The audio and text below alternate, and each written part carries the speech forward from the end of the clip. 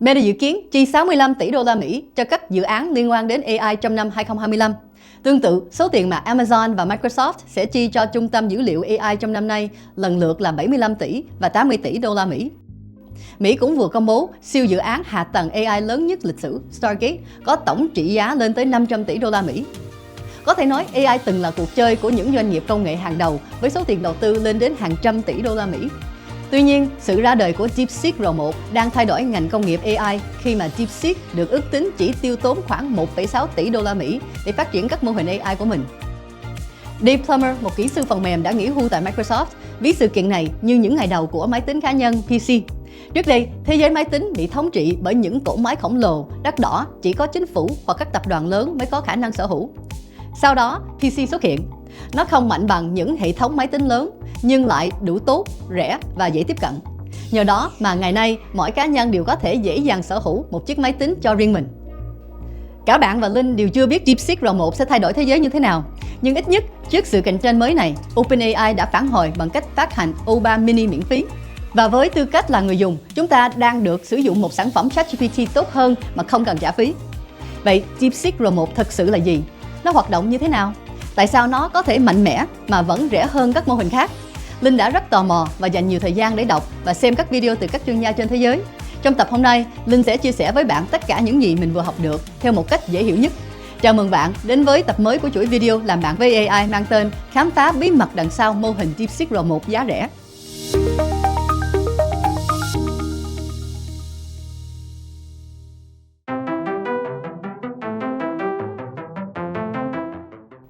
DeepSeek R1 là một mô hình AI được phát triển bởi DeepSeek, một công ty AI của Trung Quốc.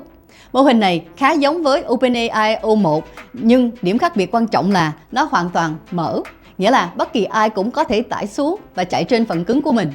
Theo chuyên gia về AI Morgan Brown, nếu như mô hình ngôn ngữ lớn như ChatGPT có đến 1,8 nghìn tỷ tham số hoạt động liên tục cho mỗi truy vấn, thì DeepSeek có 671 tỷ tham số, nhưng chỉ huy động 37 tỷ hoạt động cùng lúc. Đó là nhờ việc sử dụng kiến trúc Mixture of Experts (MOE) giúp tối ưu hóa tính toán bằng cách chỉ kích hoạt các phần có liên quan nhất của mô hình trong mỗi tương tác. Điều này giống như bạn có một đội ngũ lớn với nhiều vai trò khác nhau, nhưng chỉ gọi những chuyên gia mà bạn thật sự cần cho từng nhiệm vụ cụ thể. Dù quy mô huấn luyện không lớn bằng ChatGPT hay Gemini, DeepSeek R1 vẫn có thể thực hiện hầu hết các tác vụ AI phổ biến như trả lời câu hỏi một cách logic có ngữ cảnh, tạo các loại nội dung như blog, làm thơ, viết code hay email. Và DeepSeek R1 cũng có khả năng phân tích ngữ cảnh và tạo ra câu trả lời có ý nghĩa logic thay vì chỉ dựa vào xác suất thống kê và ghép từ lại với nhau một cách máy móc.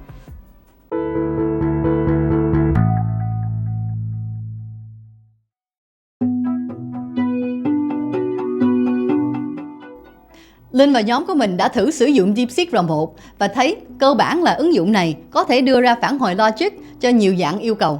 Tuy nhiên, nhìn chung thì phản hồi từ DeepSeek đang ở mức cơ bản và chưa được cấu trúc chi tiết như ChatGPT. Một hạn chế là thời gian đưa ra phản hồi của ứng dụng này đang chậm hơn ChatGPT khá nhiều.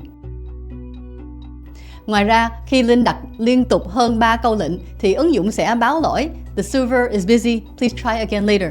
Bạn cần đợi khoảng 3 phút mới có thể tiếp tục sử dụng, hơi bất tiện so với các cuộc trò chuyện mượt mà với ChatGPT như hiện nay. Nhưng hãy nghĩ về những phiên bản đầu tiên khi ChatGPT mới ra mắt, trải nghiệm cũng không quá tốt như bây giờ. Có lẽ DeepSeek vẫn cần thêm một chút thời gian để cải thiện. Trên YouTube cũng có nhiều bạn đã thử so sánh câu trả lời của DeepSeek R1 và ChatGPT O1. Linh thấy khá thú vị. Các bạn có thể tìm kiếm để xem thêm nha. Hạn chế thứ hai, cực kỳ quan trọng là khả năng bảo mật thông tin người dùng. Andrew Hu, nhà đồng sáng lập công ty bảo mật Now Secure của Mỹ, cảnh báo DeepSeek thu thập nhiều dữ liệu người dùng không mã hóa và gửi tới các máy chủ thuộc sở hữu của Trung Quốc. Tuần trước, công ty an ninh mạng Wiz của Mỹ cũng cho biết DeepSeek đã để hơn 1 triệu dòng dữ liệu không có biện pháp bảo mật, bao gồm các khóa phần mềm kỹ thuật số và nhật ký trò chuyện ghi lại các yêu cầu được gửi từ người dùng đến trợ lý AI miễn phí của công ty. Vì vậy, bạn có thể đăng ký dùng thử, nhưng đừng đưa thông tin cá nhân và dữ liệu bảo mật của công ty vào cuộc trò chuyện với DeepSeek, ít nhất là cho tới lúc này.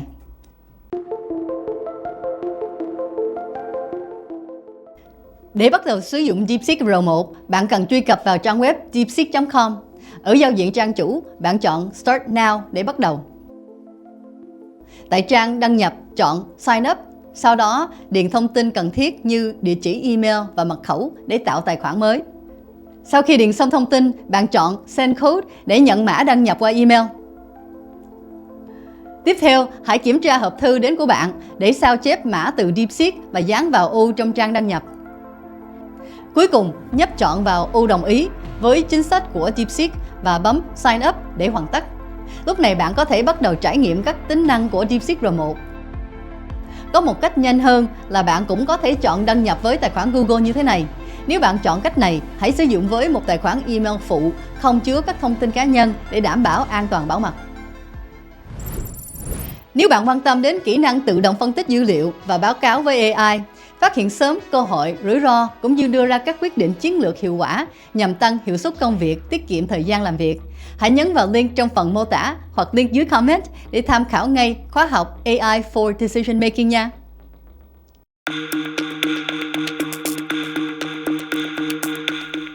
Dù hạn chế về bảo mật, nhưng DeepSeek vẫn có những ưu điểm riêng. Hãy cùng tìm hiểu về cách mà DeepSeek R1 có thể đạt được hiệu suất tương đối tốt mà không cần tốn hàng chục tỷ đô la Mỹ như OpenAI hay Google. Có 2 video giải thích khá chi tiết về điều này. Nếu nghe hiểu tiếng Anh tốt, bạn có thể nhấp vào link ở góc phải màn hình để xem đầy đủ nha. Trong phần này, Linh sẽ tổng hợp thông tin một cách dễ hiểu nhất để chia sẻ với các bạn. Mục tiêu là ngay cả những bạn chưa biết nhiều về AI cũng có thể nắm được các thông tin chính. Theo đó, 3 yếu tố cốt lõi giúp mô hình này trở nên mạnh mẽ mà vẫn nhỏ gọn là: 1. Chuỗi tư duy Chain of Thought giúp mô hình tự đánh giá và sửa lỗi. 2. Học tăng cường Reinforcement Learning giúp mô hình tối ưu hành vi dựa trên phản hồi từ môi trường để trở nên thông minh hơn. Và 3 là mô hình chưng cắt Model Distillation giúp giảm kích thước mô hình mà vẫn duy trì hiệu suất cao. Chúng ta sẽ đi chi tiết vào từng yếu tố nha. Đầu tiên là chuỗi tư duy Chain of Thought, yếu tố giúp AI suy nghĩ có tổ chức. Vậy chuỗi tư duy là gì? Thông thường, khi bạn đặt câu hỏi cho AI, nó có thể đưa ra câu trả lời gần như ngay lập tức. Nhưng vấn đề là AI không luôn luôn đúng và đôi khi nó mắc lỗi rất thuyết phục. Hiện tượng này gọi là ảo giác AI hay AI hallucinations mà chúng ta đã tìm hiểu trong tập trước. DeepSeek R1 đã khắc phục điều này bằng cách suy nghĩ từng bước giống như một con người. Ứng dụng này không chỉ trả lời mà còn giải thích quá trình suy luận của mình. Ví dụ, nếu yêu cầu DeepSeek R1 giải một bài toán, nó sẽ trình bày từng bước giải thích thay vì chỉ đưa ra kết quả. Điều này sẽ giúp bạn kiểm tra từng bước và phát hiện lỗi sai dễ dàng. Và quan trọng hơn, AI cũng có thể tự nhận ra lỗi của mình và sửa lại câu trả lời. Bạn có thể bật tính năng này bằng cách nhấn vào nút DeepThink R1 ở bên dưới khung chat như thế này. Tuy nhiên, việc bạn nhìn thấy chuỗi tư duy của DeepSeek R1 chỉ là quyết định về UI, giao diện người dùng, không phải là một đột phá về mặt công nghệ. Bởi vì ChatGPT cũng hoạt động theo cách này. Khác biệt ở đây là DeepSeek sẽ hiển thị chi tiết dòng suy nghĩ như một con người ngay trên khung chat, trong khi ChatGPT thì xử lý ngầm ở phía sau. Với các mô hình tập trung vào suy luận nâng cao như O1, O3 Mini hay O3 Mini 2 của ChatGPT, bạn cũng có thể thấy từng bước suy luận trước khi câu trả lời xuất hiện. Ở cả hai mô hình, bạn có thể lựa chọn thu gọn phần giải thích bằng cách nhấp vào mũi tên ở góc như thế này. Yếu tố thứ hai là khả năng học tăng cường hay Reinforcement Learning. Đây là cách DeepSeek R1 học từ phản hồi của môi trường để điều chỉnh hành vi, tối ưu hóa phần thưởng và trở nên thông minh hơn theo thời gian. Để dễ hiểu, hãy tưởng tượng một em bé học đi. Lần đầu tiên, bé loạng choạng té ngã. Lần thứ hai, bé rút kinh nghiệm, tìm cách bám vào đồ vật xung quanh để giữ thăng bằng và tự điều chỉnh cách bước đi. Lần thứ ba, bé bước được vài bước. Dần dần, bé sẽ tự điều chỉnh và học cách bước đi mà không cần ai hướng dẫn. DeepSeek R1 cũng vậy. Thay vì chỉ học thuộc đáp án đúng, nó liên tục thử nghiệm và tối ưu hóa cách trả lời để đạt kết quả tốt hơn. Ví dụ, với một bài toán, có nhiều cách giải khác nhau. Nếu AI đưa ra cách giải đúng, nó sẽ nhận điểm trung bình. Nếu lời giải ngắn gọn và hiệu quả hơn, mô hình sẽ nhận điểm cao hơn. Còn nếu câu trả lời sai hoặc thiếu logic, nó sẽ bị phạt điểm thấp. AI sẽ học từ những sai lầm đó và cải thiện dần theo thời gian. Khi DeepSeek R1 càng được huấn luyện bằng học tăng cường thì khả năng trả lời chính xác sẽ ngày càng cao. Yếu tố thứ ba là mô hình chân cắt Model Distillation. Mặc dù DeepSeek chưa chính thức xác nhận, nhưng đây được cho là một trong những yếu tố quan trọng giúp DeepSeek R1 duy trì hiệu suất cao mà không cần phần cứng khủng. Vấn đề của các mô hình AI lớn là chúng có hàng trăm tỷ tham số, yêu cầu hàng nghìn GPU và một hệ thống máy tính cực kỳ mạnh mẽ để vận hành. Nhưng nếu hầu hết các nhiệm vụ không đòi hỏi sức mạnh lớn như vậy thì sao? Đó chính là lúc ý tưởng tinh giản phát huy tác dụng. Hãy tưởng tượng bạn có một giáo sư cực kỳ uyên bác về nhiều lĩnh vực như vật lý, văn học và lập trình. Nếu bạn muốn truyền đạt những kiến thức này cho một học sinh, bạn không cần dạy hết mọi thứ mà chỉ cần chọn lọc những phần quan trọng để học sinh có thể làm tốt công việc của mình. Mô hình chân cắt cũng hoạt động theo cách tương tự.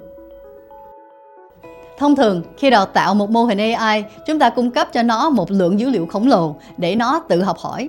Nhưng với mô hình chân cắt, thay vì để mô hình nhỏ tự học từ dữ liệu thô, chúng ta cho nó học từ đầu ra của mô hình lớn. Quá trình này diễn ra như sau. Đầu tiên, mô hình lớn xử lý dữ liệu và tạo ra câu trả lời. Ví dụ, GPT-4 có thể được yêu cầu trả lời hàng loạt câu hỏi. Sau đó, mô hình nhỏ sẽ học cách bắt chước mô hình lớn. Nghĩa là thay vì tự tìm hiểu từ dữ liệu ban đầu, nó học theo cách mà mô hình lớn đã trả lời. Như vậy, sau nhiều lần lặp lại, mô hình nhỏ sẽ đạt được độ chính xác cao nhất có thể mà không cần kích thước khổng lồ như mô hình lớn. Bằng cách chọn lọc các ví dụ một cách thông minh và tinh chỉnh qua nhiều lần huấn luyện, DeepSeek R1 có thể tái tạo cách các mô hình lớn đưa ra phản hồi mà không cần lưu trữ toàn bộ kiến thức như chúng. Điều đặc biệt là DeepSeek R1 không chỉ học từ một mô hình AI lớn mà từ nhiều mô hình khác nhau, bao gồm các mô hình mã nguồn mở như Llama của Meta. Điều này giúp nó có cái nhìn đa chiều hơn, tương tự như một hội đồng chuyên gia đào tạo một học sinh giỏi. Nhờ phương pháp này, dù có ít tham số hơn GPT-4, DeepSeek R1 vẫn đạt hiệu suất gần như tương đương trong nhiều bài kiểm tra. Thậm chí, một số phiên bản tinh gọn của DeepSeek R1 được cho là đã vượt qua GPT-4o và Claude 3.5 trong các bài kiểm tra toán học, lập trình và suy luận khoa học. Tuy nhiên, mô hình chân cắt cũng có những mặt hạn chế. Vì mô hình nhỏ phụ thuộc vào chất lượng của mô hình lớn trong quá trình huấn luyện, nên nếu mô hình gốc có sai sót hoặc định kiến, các lỗi này có thể lan truyền xuống phiên bản tinh gọn. Ngoài ra, các mô hình chân cắt thường có kiến thức ít rộng hơn và dễ mắc lỗi trong các câu hỏi phức tạp hoặc yêu cầu kiến thức chuyên sâu. Dù vậy, việc DeepSeek R1 có thể chạy trên phần cứng bình dân, bao gồm máy tính cá nhân và thậm chí laptop, là một dấu hiệu cho thấy sự thay đổi lớn trong cuộc đua AI. Với những cải tiến tiếp theo, rất có thể các mô hình AI tinh gọn như DeepSeek R1 sẽ trở thành xu hướng chủ đạo trong tương lai. Trước khi đi tiếp, nếu bạn thấy những nội dung Linh chia sẻ là hữu ích, hãy nhấn theo dõi kênh Thái Văn Linh Skills Bridge. Hãy chủ động học hỏi để nâng tầm sự nghiệp của bạn.